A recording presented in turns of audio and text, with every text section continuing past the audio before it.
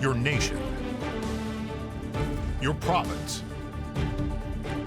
your southern Alberta. From the heart of Lethbridge, it's Bridge City News Weekend Edition with Jeanette Roche. Hello, and thanks for joining us for our final weekend cast of 2024. In this program, we'll highlight Canada's top weather story of 2024, as well as predictions for 2025. And have you made your New Year's resolutions yet? We have some tips on how to keep them. But first, it should come as no surprise that one of Environment and Climate Change Canada's most impactful weather stories of the year was the wildfire that tore through Jasper National Park, destroying a third of the town. The weather agency released its annual top 10 list of the country's most impactful weather stories, ranked by severity, human and economic impact. Warming faster than the global average, particularly in the north, Canada is increasingly becoming a land where weather extremes are the new norm. A warming atmosphere is increasing the intensity of events like heat waves. It is also intensifying heavy rainfall, because warmer air can hold more moisture. Cape Bretoners are no strangers to winter storms, but the historic snowfall in early February was unprecedented. In downtown Sydney, over 100 centimeters of snow fell. The storm also blanketed much of central and eastern Nova Scotia, along with eastern Prince Edward Island. Southern Ontario faced a summer of sporadic and heavy rainfall in 2024. These storms highlighted how uneven these rain events can be and the sheer volume that can fall in a short amount of time. As flames encroached on Jasper, firefighters battled relentlessly, donning specialized breathing gear as they worked tirelessly to protect infrastructure and extinguish new blazes. The wildfire caused $880 million in insured losses, making it Canada's second costliest wildfire disaster after the 2016 Fort McMurray fire. Jasper National Park, a beloved Canadian treasure, now bears permanent scars, its landscape forever changed by the largest wildfire in its history. And while we're on the topic of weather, we caught up with the editor of Farmer's Almanac magazine to find out just what's in store for us this winter and the forecast for the rest of 2025. Let's get right into the nitty-gritty. Bad news first. You say cold for Ontario and eastern Manitoba? Ooh, you're really one of the few areas in North America we're seeing snow cover and cold most of the winter season. That's what our prediction is. And Saskatchewan won't have the mountains of snow, but some cold temperatures? Absolutely. I was looking and the cold snaps are so frequent. We're saying, read my notes here, early and late December, early and late January, and mid and late February. That's kind of all winter. Wow. And now southern Alberta, which is where we are right now, let's talk about your prediction there, as well as southern BC.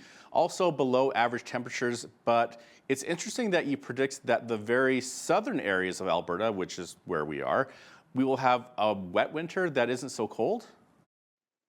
We are saying wet, more precipitation overall. So it depends. If you get snow, you're going to see snow. I think it's kind of a sense of how warm will it be. I mean, all those cold snaps, that we're seeing really in the central part, really into the plains, all the way into, the U.S.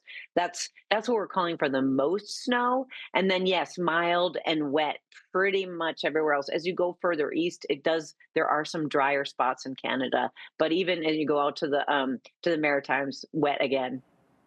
So then let's talk about the Maritimes and Quebec, and what's the outlook for Quebec, Newfoundland, and the other maritime provinces?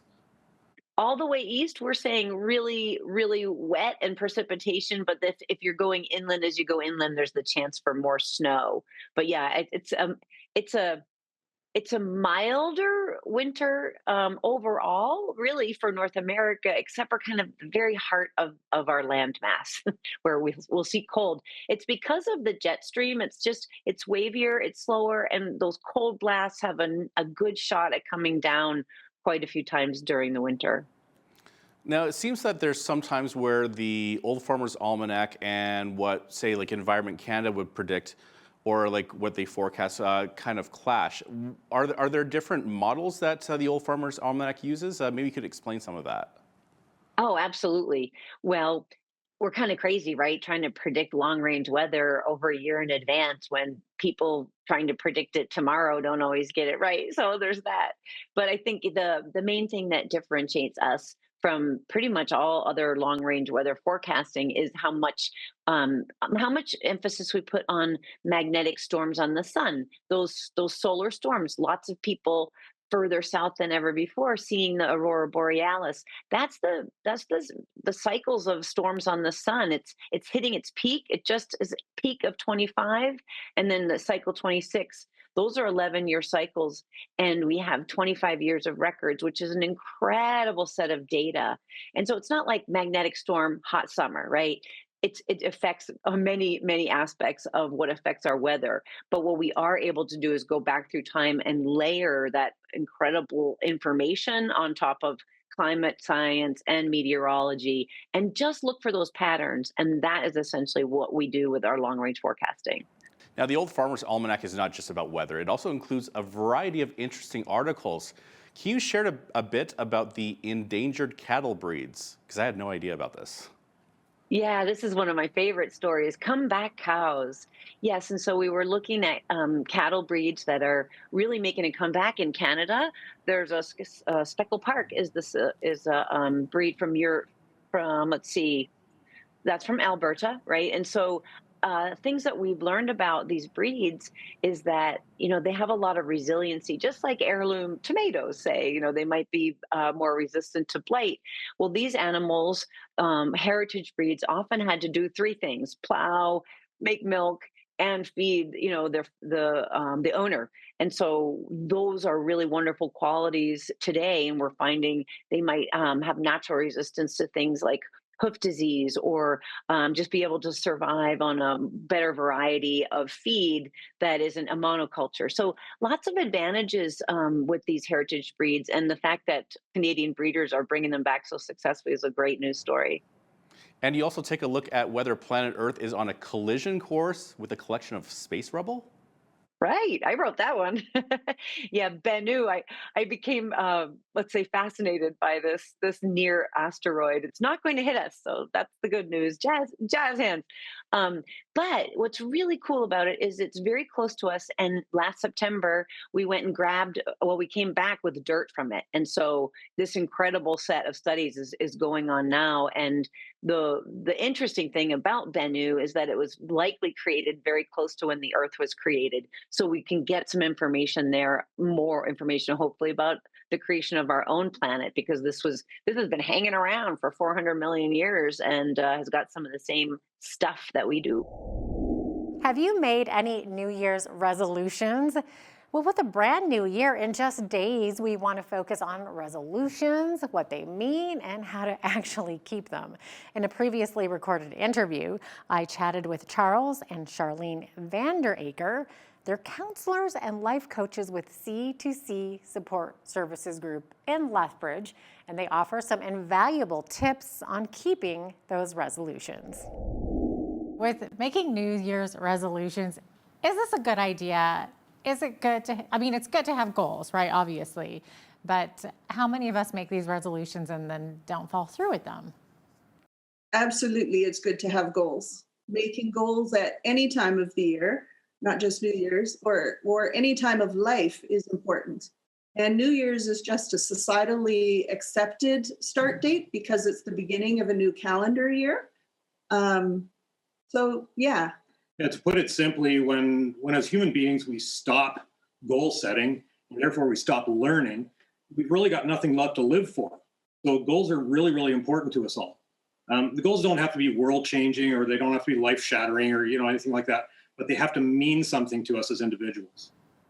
Yeah, I think you're right there. I think people sometimes make resolutions just as turning over a new leaf in life. And like you said, it's something to live for. I totally agree with that. So we have the typical resolutions, like, of course, losing weight, stop smoking, which are good. Are there any kinds of areas that you would see as being more important than others in which to make a New Year's resolution? Well, because we usually base resolutions on what we call our basic human needs, there's kind of a pyramid involved to the importance of those resolutions. The highest level of importance would be what we would call spiritual resolutions. Now, that can mean religion, it can mean faith, but it doesn't necessarily mean that. So when I say spiritual, I mean things that are greater than ourselves. So it can be things like helping the homeless, or working at a soup kitchen, saving the environment or saving animals, that sort of thing. The second level of importance would be our own psychological needs. So then we're working on things like our own emotions, we're working on destructive behaviors, that sort of thing. And the final level really would be our physical needs. So that would be our bodies in particular. But it's really important to understand that the higher we go on that pyramid, the better it's going to work. Because when you're at the top of that pyramid, we're focusing on other things, and we become more content with life than if we just focus on ourselves. So, and when we do that, our mental and our physical health actually follow along rather than getting us stuck on just one level. Yeah, absolutely. That makes so much sense because most of us just tend to focus on the body, right? On like personal looks, losing weight, that type of thing, going to the gym more. Stopping smoking, of course, is a healthy one. But you're right. I think when you focus more on like the spiritual, as you said, kind of more those motivators to get out there and help the world, help society, help others. I think that's such a great advice there. So we've seen some of the stats indicating that people are 10 times more likely to make improvements if the person takes the time to write out their New Year's resolution goals. So is there something to this that the person somehow takes a bit more seriously if they're written down? It's actually a brain function. When you write down a goal or a resolution, especially if it's sufficiently detailed, and then you sign and date it, what you're doing is you're promising yourself that you're going to do this. You're essentially making yourself your own accountability partner. And inwardly, you interpret that as an oath. And when your brain accepts an oath, it actually starts to unconsciously cause you to do what you've promised to do.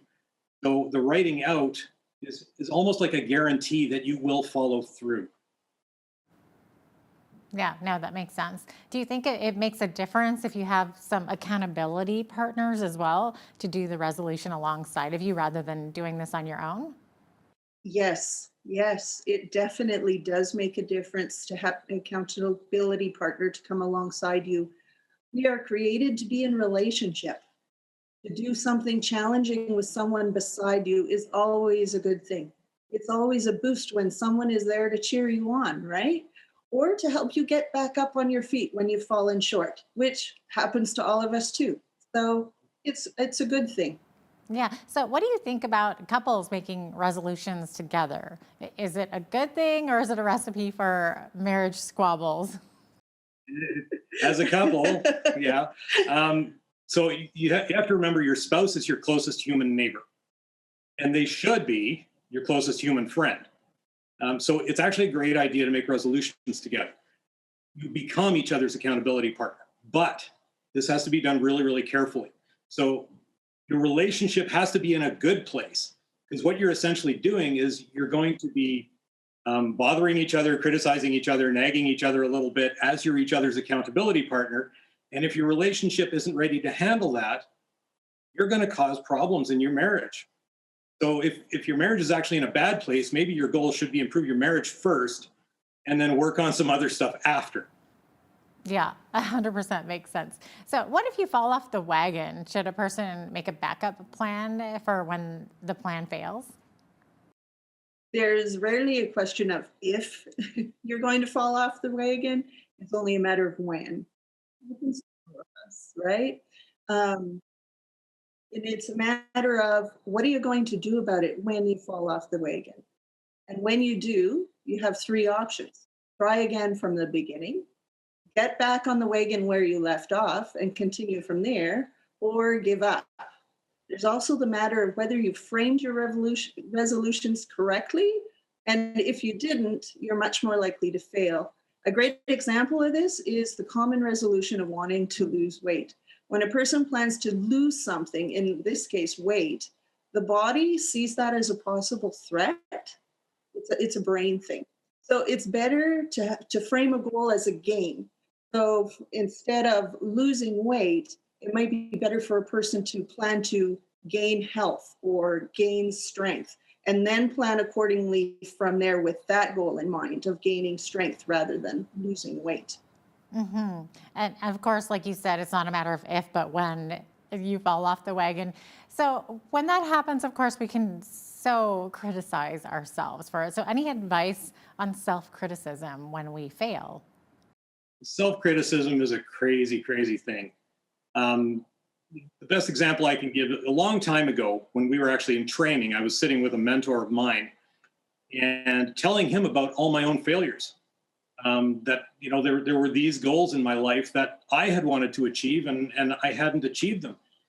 And he kind of looked at me sideways and he said, why don't you do yourself a favor and give yourself a break? And that's become our advice to people when they fail. You are going to fail. You are going to criticize yourself, but do yourself a favor and give yourself a break. You're not perfect. You don't have to be perfect. You don't have to get it right away. A goal is a goal. Let yourself go through the steps. Let yourself fall down a few times, and you will come out on the far end. So failure can actually be a good thing. When you fail, you know, just quit with the self-criticism. And you know, some people actually come to see us about the self-criticism problem. And one of the things we ask them to do is listen to whose voice is doing the criticizing. Usually it's not your own. Usually the voice that you're hearing is one of a parent or a sibling or a grandparent or a teacher that's maybe not even in your life anymore. And that person is still controlling you, even though they're not here right now in your life. So you have to find ways to actually blow those voices out, quit listening to the people in your past that criticized you, and just be you. Give yourself a break. Wow, that's really deep. So do you think that we're also maybe setting goals that are maybe a little unrealistic or unreasonable, and that can also cause us to fail and then self-criticize? We kind of get into that cycle. Are we maybe setting too many goals and then we can easily lose focus? Well, there's the problem of too many goals, but there's also the problem of making the goal too big or envisioning it as too big. And in order for us to actually succeed at goals, we need to break it down into particular pieces. And for that, some of the listeners may have heard the acronym SMART goals, but we believe there's something called smarter goals. So if we break that down into its acronym, the first is be specific. So what exactly do you want? If I say to myself, I'm going to improve my marriage, that really doesn't mean a whole lot. If I said on the contrary, I'm going to improve my marriage by spending 1 hour an evening with my wife, just having conversation, that's much more specific. And our brains actually understand that. It's something that our brains can work towards. The second letter, M, is that it has to be measurable. So measurable creates a system by which you can actually see progress. So if my goal is this big thing, and I'm only successful when I get to the big thing, I've really failed all along the way.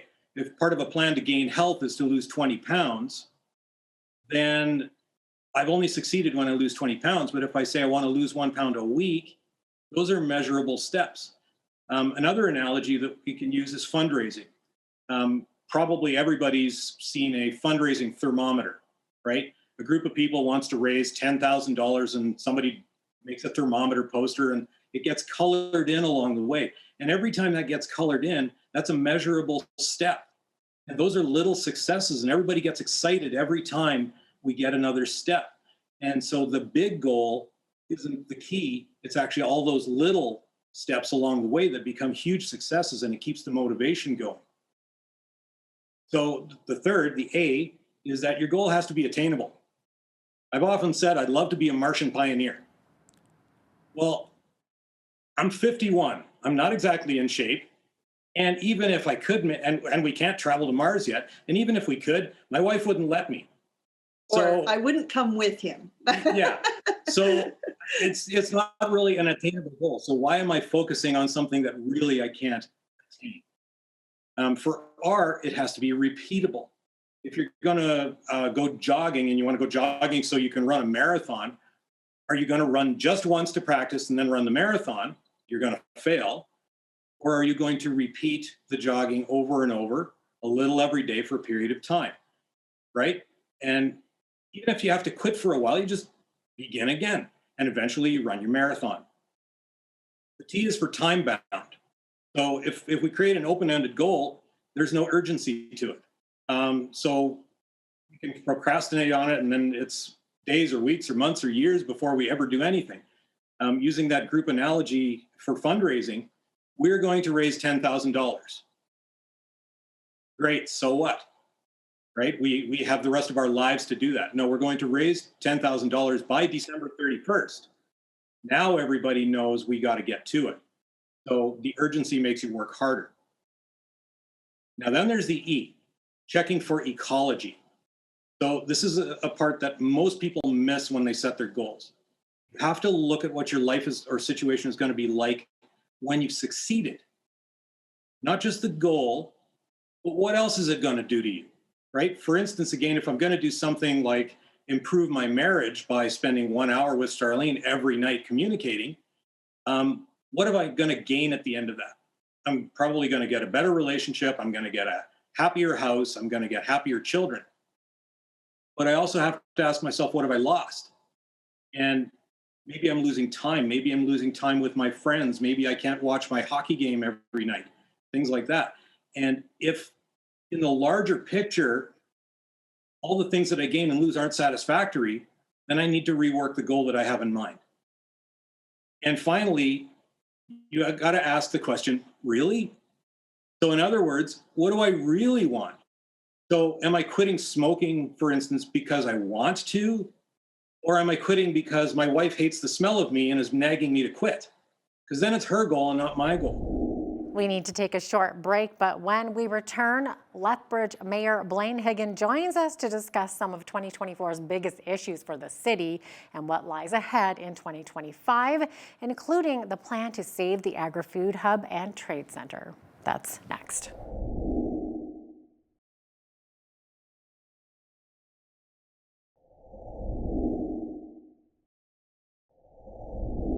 Residents in Lethbridge have faced a lot of big issues this past year. And to discuss a number of these hot-button topics, including the plan to save the Agri-Food Hub and Trade Center, is Lethbridge Mayor Blaine Higgin, who chatted with BCN's Hal Roberts. Take a look. So Blaine, City Council decided to use both contingency funds along with surplus dollars from the current budget to support the LDE. That means there will be no additional property tax increase outside of the 5.1% already budgeted? Yes, that's correct. So we use the contingencies and the main reason for using the contingencies and talking to our CFO is contingencies are there for an emergency. And we couldn't think of anything more emergent than this. And so for that reason, we decided to use that rather than increase the taxes from what was already put in place in 2022. So we heard loud and clear from the community that they just couldn't sustain an additional tax increase. And so this is the way that we did it. However, looking forward, it's going to be a little bit of a struggle now because, of course, there's no contingencies available for other emergencies that may come over the wall, and so we need to be able to put dollars back into that fund, and so hopefully that comes with cost savings and efficiencies that will be realized over the next couple of years prior to revisiting this. Now, Blaine, some people were asking, why not just shut down the Agri-Food Hub and Trade Center altogether, or maybe sell it off? Your thoughts?